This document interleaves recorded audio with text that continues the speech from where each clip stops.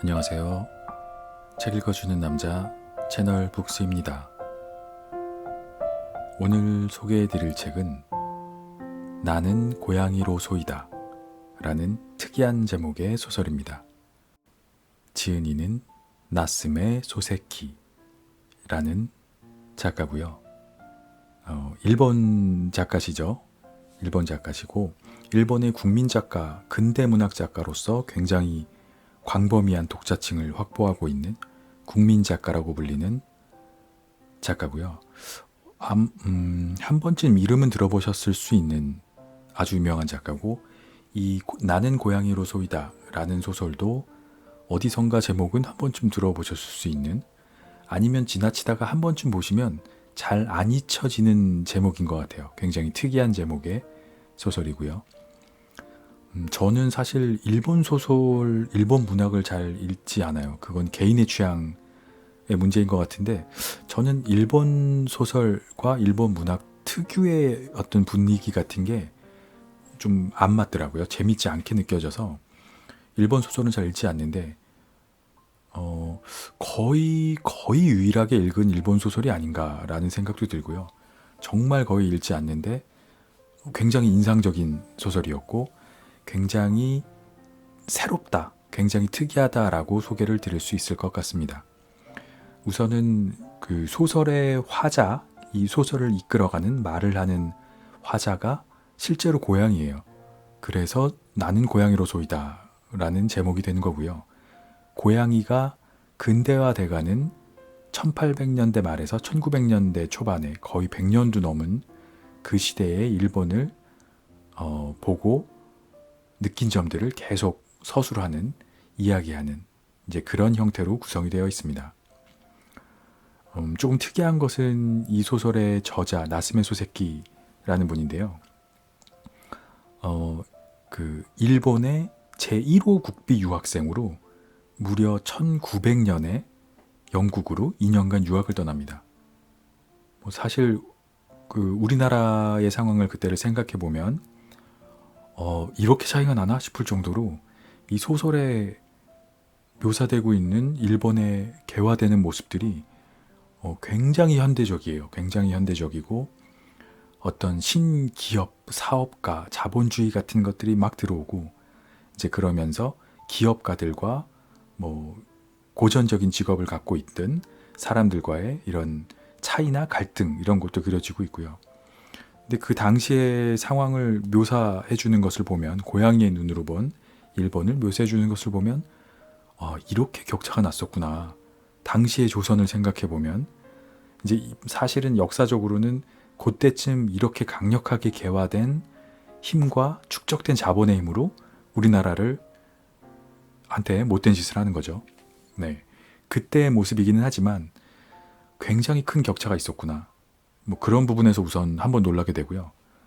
또 반대로 놀라는 것은, 이렇게 큰 격차가 있었는데 오늘날 일본과 우리나라의 모습을 보면, 와, 100년의 기간 동안, 뭐 길다면 길고 짧다면 짧은 시간이지만 이렇게 많이 따라잡고, 이제는 뭐 굳이 일본이 우리보다 선진이라고 꼭 할 수 있나? 라는 생각을 하게 되는 정도로 따라잡지 않았나 라는 부분에서 또 놀라게 되더라고요.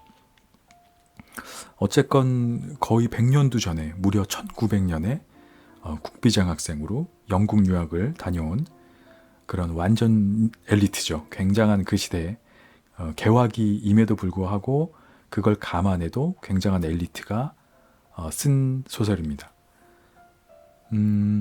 그래서 사실은 교수를 유학 이후에 하시다가 이 나는 고양이로소이다라는 소설이 1905년에서 6년도에 쓰여졌는데, 연재가 됐는데, 이게 완전히 빵 터져가지고 뭐 교수직을 그만두고 전임 작가로 이제 활동을 하게 되는, 네, 그런 작가시고요. 하여튼 굉장히 묘한 문체와 묘한 유머 감각이 있는 것 같아요. 굉장히 어떻게 보면 조금 분량도 꽤 방대하고, 어떻게 보면 조금 장황하게 이야기를 하는 것 같기도 한데, 근데 묘하게 재밌어요. 묘하게 유머가 살아있고, 그 고양이의 눈으로 묘사한 인간의 세계와 참 어떻게 보면 그 우스워 보이는 인간들의 별거 아닌 거 가지고 또 갈등 짓고 이제 하는 모습들이 참 재밌게 묘사되어 있는 아주 개성 있는 소설입니다. 개인적으로는 책을 좋아하시는 분들이라면 어떤 독서의 포트폴리오 상으로라도 한 번쯤은 읽어보시면 좋을 것 같다라는 생각을 하게 된 책이었어요. 그래서 저도 굉장히 오랜만에 읽었던 일본 소설이고요. 잠시 후에 앞쪽 부분을 일부 낭독해 드리겠고 들어보시고 관심이 가시는 분들은 한번 읽어보시기를 추천드리는 책입니다. 나는 고양이로 소이다. 나스메 소세키. 문예 출판사. 나는 고양이. 이름은 아직 없다. 어디서 태어났는지 전혀 기억이 나지 않는다. 어디선가 어두컴컴하고 축축한 곳에서 야옹야옹 울던 기억만 남아있다. 나는 그곳에서 처음으로 사람이라는 동물을 보았다. 그리고 나중에 들었지만 그자는 사람 중에서도 가장 영악한 서생, 남의 집 가사를 도와주고 기식하면서 공부하는 사람이라는 종족이었다. 서생이라는 자는 때때로 우리를 잡아서 삶아 먹는다고 한다. 그러나 당시에는 아무것도 몰랐기 때문에 별로 무섭다는 생각은 들지 않았다. 단지 그자가 손 위에 나를 올려놓고 들어 올렸을 때 왠지 불안한 느낌이 있었을 뿐이다. 손 위에 가만히 앉아 서생의 얼굴을 본 것이 소위 사람이라는 동물을 처음 본 때였으리라. 그때 참 묘하게 생겼다고 느꼈는데 그 느낌이 지금도 남아있다.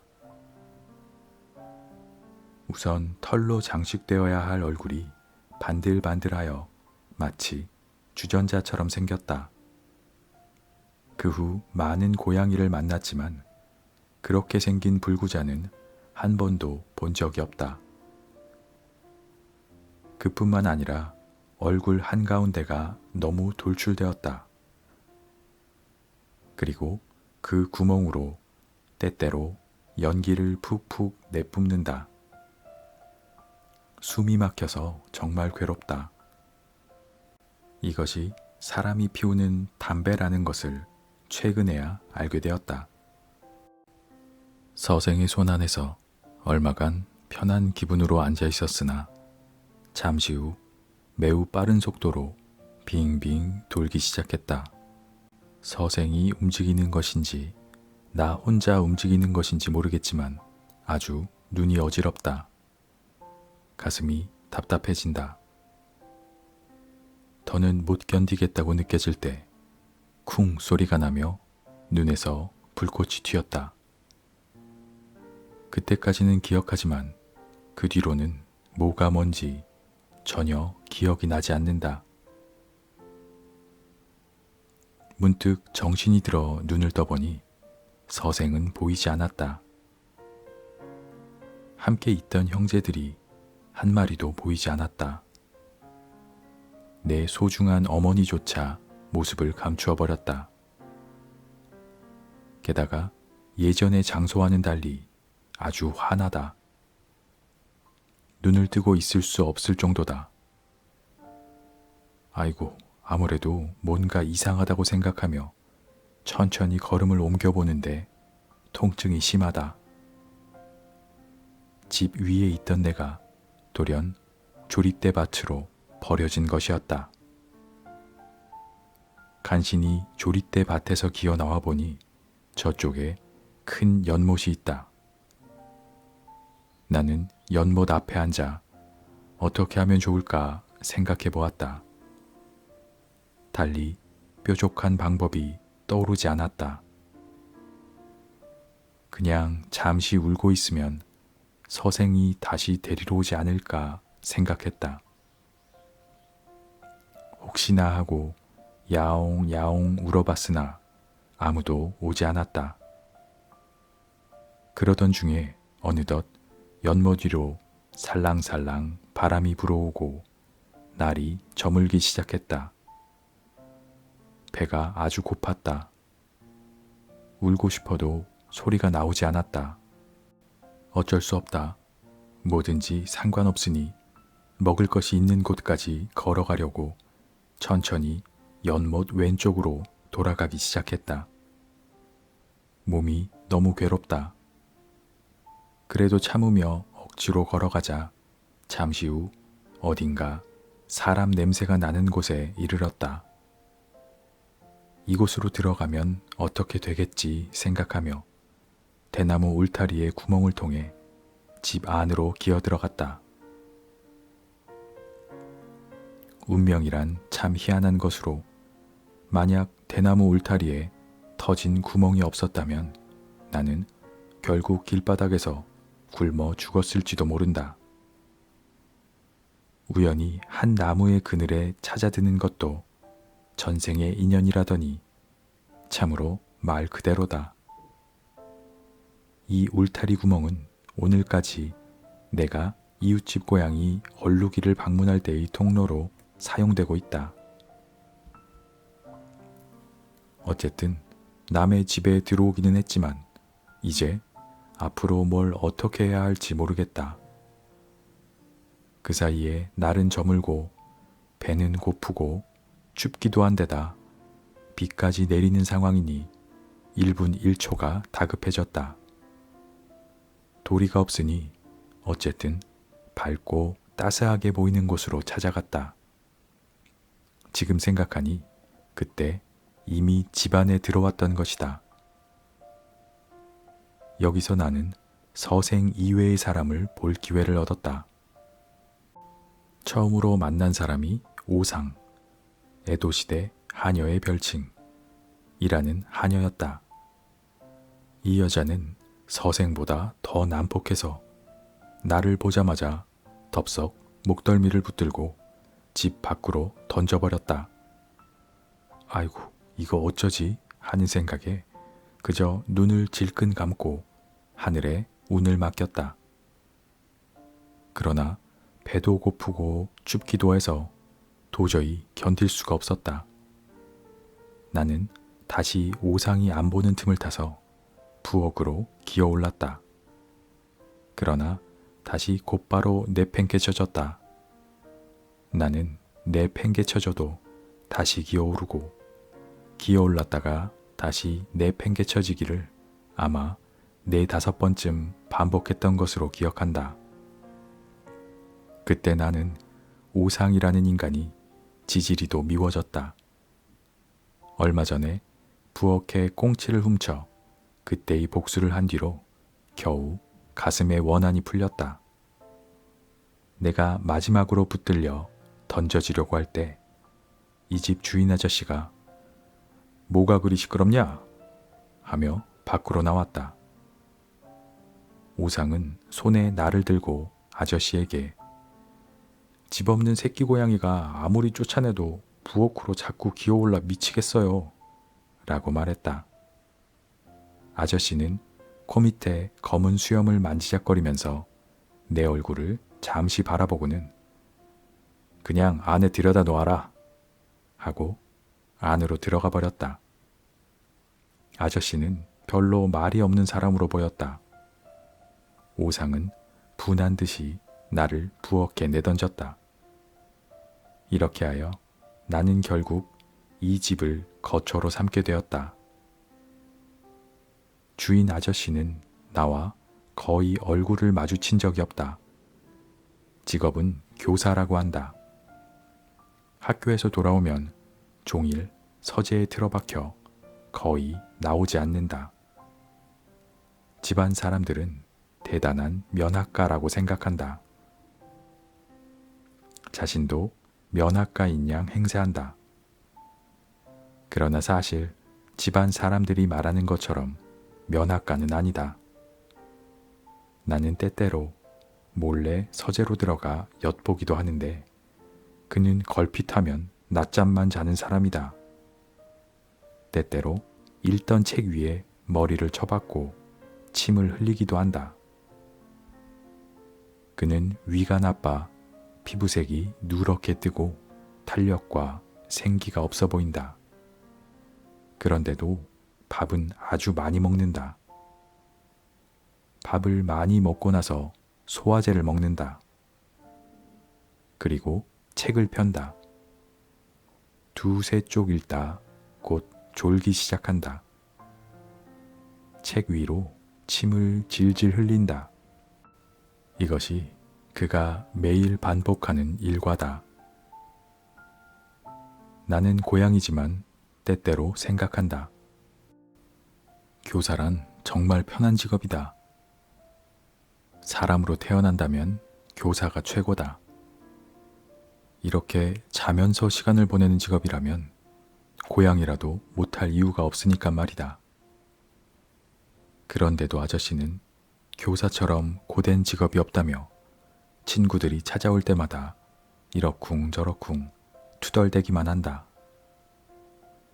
내가 이 집에 살기 시작했을 때 아저씨 이외의 사람들은 정말 인정이 없었다. 어디를 가도 발로 걷어차기만 하지 상대해주는 사람이 없었다. 지금까지 내게 이름 하나 지어주지 않은 것만 봐도 내가 얼마나 냉대를 받았는지 충분히 알 수 있으리라. 나는 어쩔 수 없이 되도록 나를 집에 들여놓아준 아저씨 옆에 붙어 있으려고 했다. 아침에 아저씨가 신문을 읽을 때는 아저씨 무릎 위로 올라갔다. 아저씨가 낮잠을 잘 때는 등 위에 올라탔다. 그것은 뭐 아저씨가 좋다기보다는 달리 날 받아줄 사람이 없었기 때문이다. 그 후 여러모로 경험해 본 결과 아침에는 밥통 위, 밤에는 고타스, 방 안 나무 틀에 화로를 넣고 그 위에 이불을 씌운 난방장치, 날씨가 좋은 낮에는 마루에서 자기로 했다. 그 중에서도 밤에 이 집 아이들 이부자리에 살며시 끼어들어 같이 자는 것이 가장 기분이 좋다. 아이들은 5살과 3살로 밤이 되면 둘이 한 이부자리에서 잔다. 나는 항상 아이들 사이에 내가 들어갈 틈을 찾아내어 요리조리 간신히 비집고 들어가는데 운 나쁘게 한 아이가 잠을 깨면 큰일이 난다. 아이는 특히 작은 아이가 질이 나쁜데 고양이다 고양이 하고 한밤중에도 큰 소리로 울어댄다. 그러면 그때마다 신경성 위약증인 주인 아저씨는 잠이 깨어 옆방에서 뛰어온다. 실제로 얼마 전에는 자로 엉덩이를 엄청 맞기도 했다. 사람과 동거하며 그들을 관찰하면 할수록 나는 그들이 제 멋대로인 존재라고 단언하게 되었다. 특히 내가 때때로 함께 자는 아이들의 경우는 이루 말할 수 없을 정도다. 심할 때는 나를 거꾸로 매달거나 머리에 봉지를 씌우거나 내던지거나 부뚜막 안에 밀어 넣기도 한다. 게다가 내가 조금이라도 뭘 손대면 집안 사람 모두 출동하여 나를 쫓아다니며 박해를 가한다. 얼마 전에도 다다미 바닥에 발톱을 좀 갈았더니 주인 아줌마가 몹시 화를 냈고 그 후로 웬만해서는 방 안에 들어오지 못하게 한다. 부엌에서 떨고 있어도 전혀 관심이 없다. 내가 존경하는 길 건너집의 흰둥이는 나를 만날 때마다 사람만큼 인정 없는 동물은 없다고 말한다. 흰둥이는 며칠 전 귀여운 새끼를 4마리 낳았는데 사흘 후 그 집 서생이 4마리 모두 들고 나가 집 뒤 연못에 버리고 왔다고 한다. 흰둥이는 눈물을 흘리면서 자초지종을 이야기하고 우리 고양이족이 부모 자식 간의 사랑을 잃지 않고 아름다운 가족 생활을 영위하려면 사람들과 싸워 그들을 멸망시켜야 한다고 말했다. 한마디 한마디가 옳은 말이라고 생각한다. 또 이웃집 얼룩이는 사람들이 소유권이라는 것의 의미를 알지 못한다며 크게 분개했다.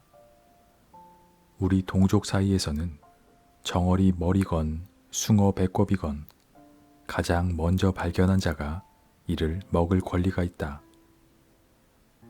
만약 상대가 이 규약을 지키지 않으면 완력으로 제지해도 무방하다. 그런데 인간들은 이런 관념이 전혀 없는 듯 우리가 먼저 발견한 음식을 약탈해 간다. 그들은 우리보다 강력한 힘에 의지하여 정당하게 내가 먹어야 할 것을 빼앗고도 태연한 표정을 짓는다. 흰둥이는 군인 집에 있고 얼룩이는 변호사 집에 있다.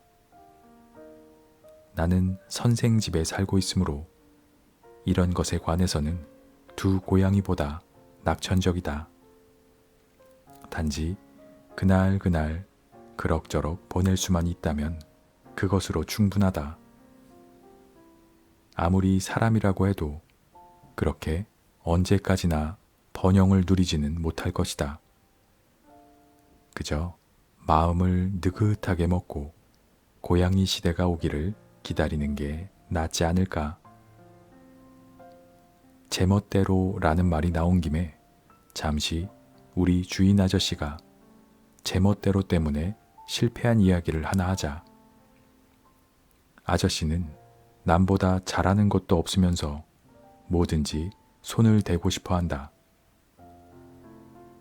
하이쿠를 지어 호토토기스에 투고하기도 하고 신체시를 묘조에 투고하거나 오류투성이 영문을 쓰는가 하면 때로는 활쏘기에 빠지고 소리를 배우고 또 어느 때는 바이올린 같은 악기를 깡깡 켜는데 불쌍하게도 무엇 하나 제대로 하는 것이 없다. 그런 주제에 뭔가 시작하면 만성 위험인데도 꽤 열성이다.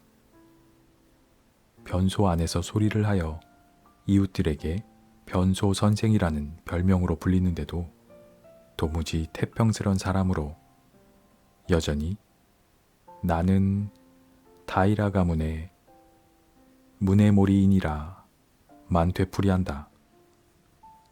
모두가 야 문해모리 나왔다 하고 웃음을 터뜨릴 정도다. 내가 살기 시작한 지 한 달쯤 지난 어느 달의 월급날 아저씨는 무슨 생각에선지 커다란 보퉁이를 들고 서둘러 집으로 들어왔다. 사온 물건은 수채화 물감과 붓, 그리고 와트만이라는 종이로 오늘 당장 소리와 하이쿠를 그만두고 그림을 그릴 생각인 듯 했다. 과연 다음 날부터 한동안 매일 서재에서 낮잠도 자지 않고 그림만 그렸다.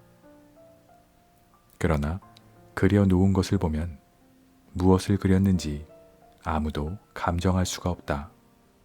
주인 역시 자신의 그림이 신통치 않다고 생각했는지 어느 날 미학인가를 한다는 친구가 찾아왔을 때 다음과 같이 이야기하는 걸 들었다. 아무래도 잘 그려지지가 않네. 남이 그려놓은 걸 보면 아무것도 아닌 것 같은데 직접 붓을 들어보니 새삼 어렵게 느껴지더란 말일세. 이건 주인의 수레다. 역시 솔직한 마음이다. 그의 친구는 금태 안경 너머로 주인의 얼굴을 보면서 말했다. 처음부터 잘 그릴 수 없겠지.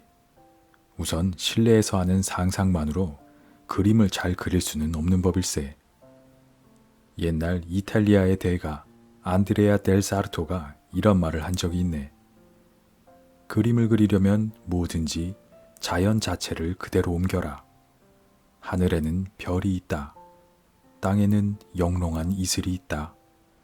날아가는 새가 있다. 달리는 짐승이 있다.